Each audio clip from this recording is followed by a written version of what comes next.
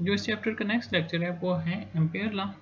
तो इसमें हम जो एक लॉन्ग स्ट्रेट वायर है उसके इर्द गिर्द जो मैग्नेटिक फील्ड स्ट्रेंथ है उसको फाइंड कर सकते हैं हम इस लॉ को यूज़ करते हुए। तो कैसे करते हैं इस चीज़ को देखते हैं। ये हमारे एम्पेयर साहब हैं, ठीक है, शक्ल से ही दुखी लग रहे हैं।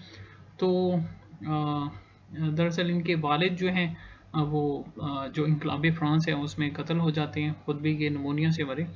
तो इन्होंने डिस्कवर किया कि जो मैग्नेटिक फील्ड स्ट्रेंथ है वो कैसे फाइंड की जा सकती है एक लॉन्ग स्ट्रेट वायर के इर्द गिर्द।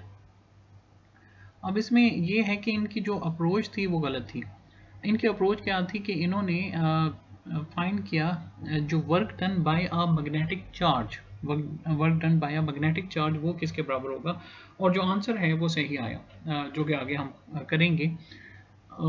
तो ये बिल्कुल ऐसा ही है कि जैसे कि हम एक न्यूमेरिकल गलत करें और आंसर सही आ जाए, जो अप्रोच थी। लेकिन जाहिर है कि फिर अब जो हम अप्रोच पढ़ते हैं वो ज़ाहिर है सही अप्रोच है, जिसमें हम मैग्नेटिक पोल्स को डिस्कस करते हैं।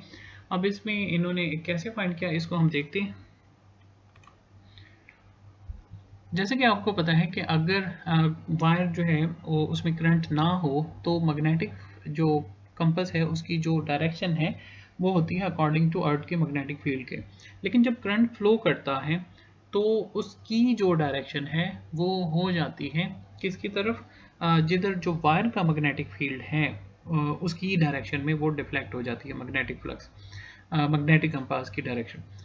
तो अब इसमें क्या है कि हमने उसके इर्द गिर्द कोई सर्कल ड्रा किया, उस सर्कल का कोई पार्ट हम कंसीडर कर लेते हैं। वो जो लूप बनेगी मैग्नेटिक कंपास को उसकी डायरेक्शन में करते हुए, तो आपको पता है स्ट्रेट वायर का जो मैग्नेटिक फील्ड है वो सर्कुलर होता है। तो हम उसके कुछ वो जो लूप है, जो सर्कुलर लूप है उसके कोई लेंथ एलिमेंट ले लेंगे, कुछ पार्ट ऑफ लेंथ ले लेंगे, उसको हमने नाम दिया है डेल्टा एल का। तो इसमें आप देख रहे हैं कि जो सर्कुलर लूप है, ठीक है, ये जो सर्कल है ना, सर्कुलर लूप, इसका कुछ पार्ट आप ले लेंगे, कुछ हिस्सा ले लें, उस हिस्से को आपने नाम दे दिया डेल्टा एल का। और यहाँ पर जो मैग्नेट, अब इसकी डायरेक्शन, ये जो डेल्टा एल है इसकी डायरेक्शन और बी की डायरेक्शन आपने सेम में लेना है, ठीक है। यानी कि राइट हैंड रूल के ज़रिए आप उसकी मैग्नेटिक फील्ड की डायरेक्शन फाइंड करेंगे राइट हैंड रूल के ज़रिए, कि जो थंब है वो पॉइंट करेगा in the direction of magnetic field, तो कर्लिंग फिंगर रिप्रेजेंट करेंगे डायरेक्शन ऑफ मैग्नेटिक फील्ड को। तो मैग्नेटिक फील्ड की डायरेक्शन या मैग्नेटिक कंपास से फाइंड कर लीजिएगा, तो मैग्नेटिक कंपास की यही डायरेक्शन है। और इसी तरह ये जो लूप आपने कंसीडर की है इसकी भी डायरेक्शन, ये जो पार्ट है डेल्टा एल, इसकी भी डायरेक्शन आपने वही उसी ही डायरेक्शन में लेना है, ठीक है। अच्छा, फिर आपने उसकी जो है वो लेंथ एलिमेंट के साथ dot product B dot delta L ले लिया, और ये आ गया B dot delta L B L cos theta, ठीक है। और नेक्स्ट क्या है, अब इसी तरह इसके मुख्तलिफ जो है वो छोटे छोटे पार्ट्स आप करते जाएं, ठीक है। इसका एक और पार्ट कर दें, और पार्ट कर दें, ठीक है। तो इसको बहुत सारे पार्ट्स में आप डिवाइड कर दें। इस सर्कुलर पाथ को हम सरफेस नहीं, ये जो सर्कुलर पाथ है इसकी बात करें, ठीक है। तो इसको बहुत सारे लेंथ एलिमेंट में डिवाइड कर दिया। किसी का नाम ये डेल्टा एल वन है, फिर डेल्टा एल टू है, delta L three up to so on delta L N आ गया, ठीक है। इसका जब वैल्यू निकालेंगे तो ये म्यू नॉट आई है, म्यू नॉट आई के इक्वल। जो पूरा प्रोसेस है वो यहाँ पे नहीं लिखा हुआ, तो इस वजह से हम भी उतना ही करेंगे जैसा कि हमारी बुक में है। तो ये आ गया म्यू नॉट आई के इक्वल, ठीक है। तो ये आपको पता है कि सम के फॉर्म में हम इसे लिख देंगे बी डॉट डेल्टा एल, और ये समेशन की फॉर्म में है R is equal to 1 to n, और ये आ गया म्यू नॉट आई। अब जो डेल्टा एल है उस पर आप अप्लाई करें तो ये आ जाएगा बी, और ये जो सिग्मा है मैग्नेटिक फील्ड स्ट्रेंथ अगर सबकी सेम है, क्योंकि ये सर्कल है, तो सर्कल में यानी कि वो तमाम जो पार्ट्स हैं और वायर एट द सेंटर है, तो तमाम जो है वो इक्वल डिस्टेंस पर हैं, तमाम पॉइंट्स वायर से इक्वल डिस्टेंस पर हैं। तो इस वजह से मैग्नेटिक फील्ड स्ट्रेंथ कांस्टेंट रहेगी। तो बी और डेल्टा एल पर जब आप समेशन अप्लाई करेंगे तो ये जो डेल्टा एल है ये इक्वल आ जाएगा सर्कमफ्रेंस ऑफ द सर्कल के, क्योंकि आप एक सर्कल है उसे छोटे छोटे पार्ट्स में डिवाइड करें और तमाम पार्ट्स को फिर आपस में मिला लें, तो वो किसके इक्वल आ जाएगा, सर्कमफ्रेंस ऑफ द सर्कल के। तो ये इक्वल होगा किसके, 2 पाई आर के, ठीक है, 2 पाई आर के।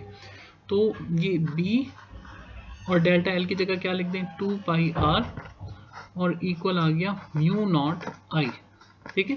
तो यहाँ से आप बी की वैल्यू निकालें तो क्या आ जाएगा, mu naught I over 2 pi R, जबकि बी जो है वो magnetic field, there long straight current carrying conductor है।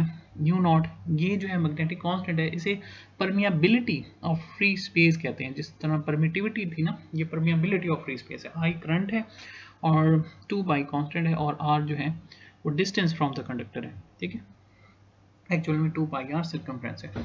अच्छा, अब इसमें जो मैंने कहा था आपको कि ये उसने work done by magnetic charge की फॉर्म में लिया, वो कैसे, देखिए बी डॉट डेल्टा एल है। इसी तरह का फार्मूला आपको याद हो आपने किया था, E is equal to negative delta V over delta are.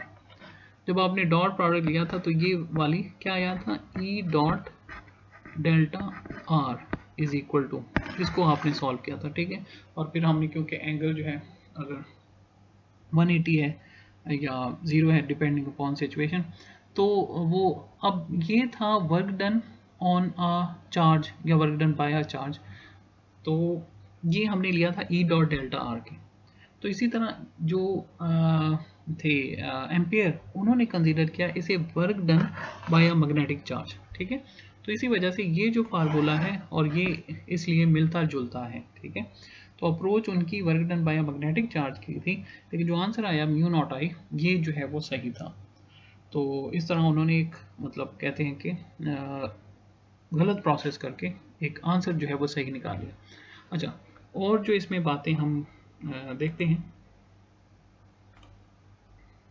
अच्छा, जो म्यू नॉट है वो क्या है, परमिएबिलिटी कांस्टेंट है और इसकी value 4 pi into 10 raised power -7 weber per ampere per metre है। अच्छा, बाज़ बुक्स में ये 1.26 into 10 raised power -6 in tesla metre per ampere भी लिखा होता है, और ये ज़ाहिर है 4 पाई और 10 रेज़्ड पावर -7 को आप सॉल्व करें और इधर से यूनिट को सॉल्व करें तो यही वैल्यू आ जाएगी। अच्छा, तो हमने वैल्यू लिखी b is equal to mu naught over 2 pi R. इससे जो बातें हम जज कर सकते हैं वो ये हैं कि जो b की वैल्यू है वो प्रोपोर्शनल है i से, यहाँ जो b की वैल्यू है वो इन्वर्सली प्रोपोर्शनल है r के, ठीक है। तो मीन के करंट बढ़ाने से ज़ाहिर है मैग्नेटिक फील्ड स्ट्रेंथ बढ़ेगी और r को बढ़ाने से मैग्नेटिक फील्ड स्ट्रेंथ जो है वो डिक्रीज होगी।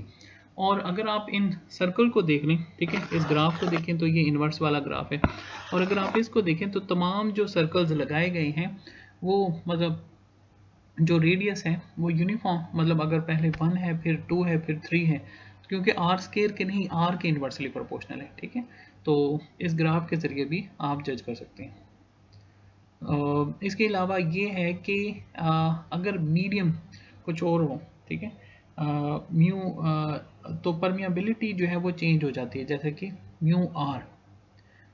तो अगर फ्री स्पेस है तो म्यू नॉट यूज़ करते हैं, लेकिन अगर कोई और जो है वो फ्री स्पेस के अलावा कुछ और है तो म्यू नॉट के साथ म्यू आर भी आ जाएगा, जैसा कि इप्सिलॉन नॉट के साथ इप्सिलॉन आर आ जाता था इलेक्ट्रिक फील्ड के अंदर।